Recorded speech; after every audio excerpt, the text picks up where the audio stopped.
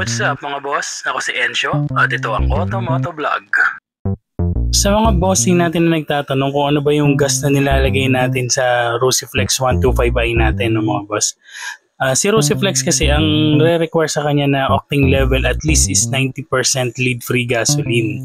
So usually naman sa mga gas station natin ngayon, ang pinakamababa na makikita nyo is nasa 91% octane level. Yun yung mga green na gasoline, which is yung unleaded nga kung tinatawag natin. Pero ang tamang tawag doon is regular gasoline. Tapos meron tayo yung 95 octane level, yun naman yung mga pula, at yun yung premium na gasoline. Unleaded din po ang tawag doon sa gasoline na yun. Premium lang ang label niya, at yung green naman is regular. Ngayon, tayo po, ang pinapakarga natin kay Rusiflex 125i natin ay ito po, V-Power ng Shell. Shell, baka naman.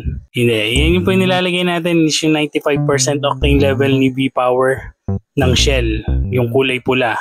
Bakit? Kasi sa experience ko, si V-Power ng Shell, pag nilalagay ko kay Rusiflex ko, mas matagal yung, based on my experience lang mas matagal ko siyang ginagamit.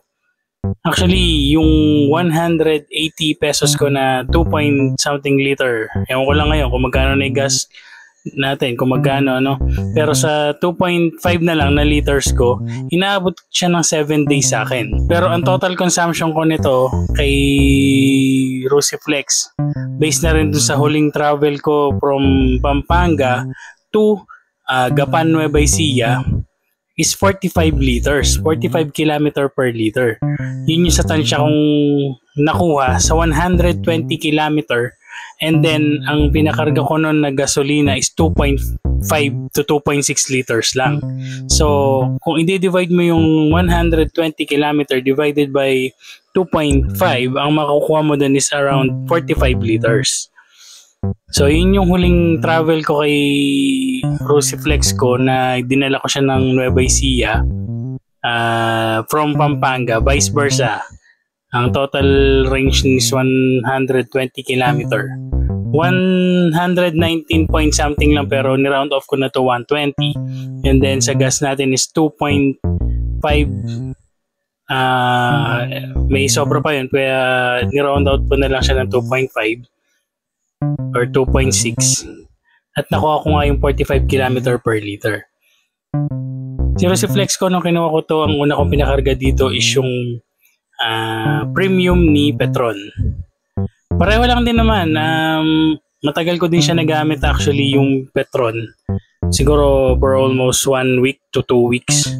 Maganda rin naman yung performance ni Flex, pero mas naging kampante ako dito kay V-Power ni Shell. Hindi ko lang alam kasi ito rin yung ginagamit kong gasolina dun sa kotse kay Corolla ko na small body.